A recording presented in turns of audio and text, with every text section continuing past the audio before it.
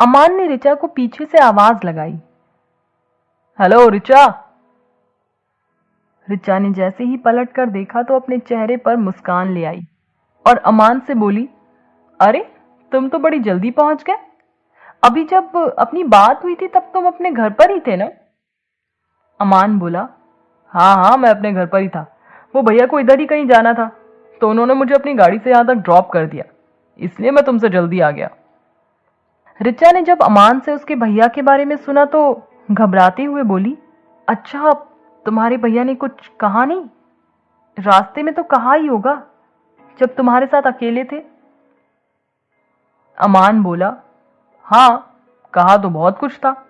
कह रहे थे कि अभी फर्स्ट ईयर में ही वैलेंटाइन डे मनाने लग गए, पढ़ाई लिखाई पर ध्यान दे लो, और हंसने लगा। अमान के बोलने के अंदाज से ऋचा समझ गई कि अमान के घर में कल वाले पूरी इंसिडेंट को लेकर कोई टेंशन नहीं है। वह अपने मन में सोचने लगी कि अमान के घर में सब लोग कितनी खुली हुई सोच के हैं, जिन्हें हिंदू, मुस्लिम और किसी भी जाति धर्म से कोई फर्क नहीं पड़ता। वह सोचने लगी कि अमान को कैसे बताए कि उसके घर में कितनी टेंशन हो जाती अगर सब कुछ पता चल जाता तो। अभी तो सिर्फ उसके भैया साहिल को ही सब कुछ पता था और साहिल ने भी ऋचा को तमाम हिदायतें दे डाली थी। यही सब सोचते हुए ऋचा गुमसुम सी कॉलेज में अंदर चली जा रही थी। उसके साथ चल रहा अमान उससे क्या कह रहा है क्या नहीं, ऋचा को जैसे कुछ सुनाई नहीं दे रहा है। अमान ने उसके कंधे पर हाथ रखकर कहा, अरे कहाँ खोई हुई हो, कब से तुमसे बातें किए जा रहा हूं। ऋचा जैसे ही अपने ख्यालों से बाहर आई और बोली, अरे सॉरी, वो मेरे दिमाग में पता नहीं कुछ चल रहा था तो तुम्हारी बातों पर ध्यान ही नहीं गया मेरा। अमान बोला, अच्छा, ऐसा क्या चल रहा था, मुझे भी बताओ। मुझे भी तो पता चले कि इतना जरूरी तुम्हारे लिए कौन है जो मेरे रहते हुए तुम्हारे जहन में अटका हुआ है। ऋचा बात टालते हुए बोली, अरे नहीं नहीं, कुछ भी नहीं है, सच में वो तो बस यूं ही दिमाग है, कहीं भी अटक जाता है। अमान मुस्कुराते हुए बोला, चलो फिर ठीक है, दिल में तो मैं ही हूं ना, और हंसने लगा। ऋचा अमान के इस बेपरवाह मुस्कुराहट को देखती रही और सोचती रही, कैसे इस अमान से दूर रह पाऊंगी भला, कैसे दोस्ती खत्म कर दूं इससे। कॉलेज में पूरा दिन इसके साथ ही बीतता है और जाने कितने दिनों से हम लोग साथ में हैं। ऋचा को कुछ भी समझ नहीं आ रहा था कि दिमाग की सुने या दिल की। बस वो खामोश होकर अमान के साथ चलती रही और अपनी क्लास में जाकर बैठ गई। अमान ऋचा की खामोशी देखकर ये तो समझ गया था कि ऋचा किसी टेंशन में है, पर उसने ऋचा को बिल्कुल भी फोर्स नहीं किया। सब कुछ बताने के लिए अमान सोच रहा था कि जब भी उसको सही लगेगा वो खुद ही सारी बातें अमान को बता देगी। अमान सोच रहा था कि जब भी उसको सही लगेगा वो खुद ही सारी बातें अमान को बता देगी।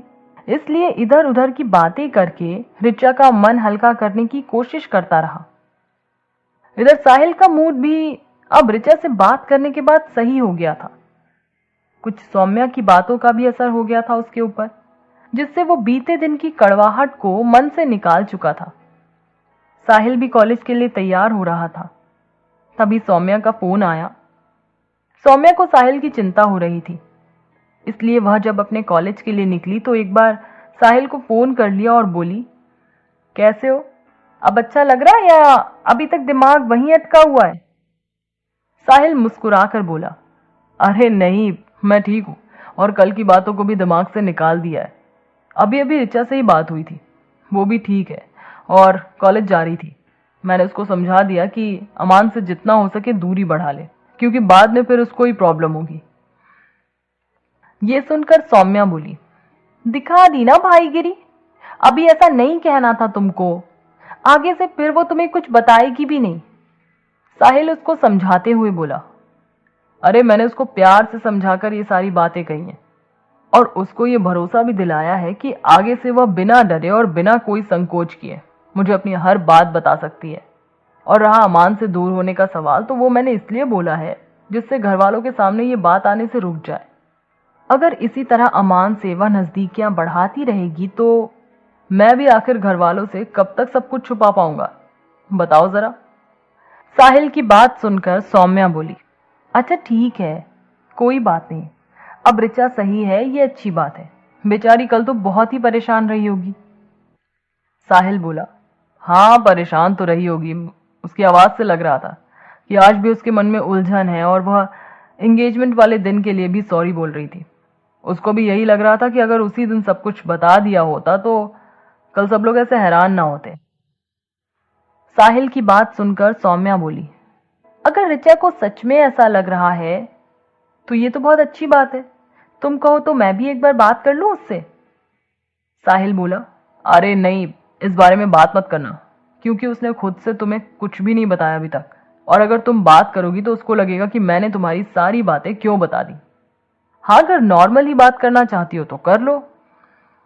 सौम्या बोली, हाँ हाँ ठीक है, इतनी तो मैं भी समझती हूँ। मैं ऋचा से उसी की तरह बात करूंगी। मेरे बात करने से बस उसका मन थोड़ा हल्का हो जाएगा। और तुम बिल्कुल चिंता मत करो, मैं अपनी तरफ से उसे कभी कुछ भी नहीं पूछूंगी, ठीक है। साहिल ने मुस्कुरा कर कहा, हाँ ठीक है, मैं जानता हूं तुम बहुत समझदार हो, मुझसे भी ज्यादा। सौम्या हंसकर बोली, ओहो इतनी तारीफ। फिर हंसते हुए बाय कहकर उसने फोन रख दिया। इसके आगे का एपिसोड सुनने के लिए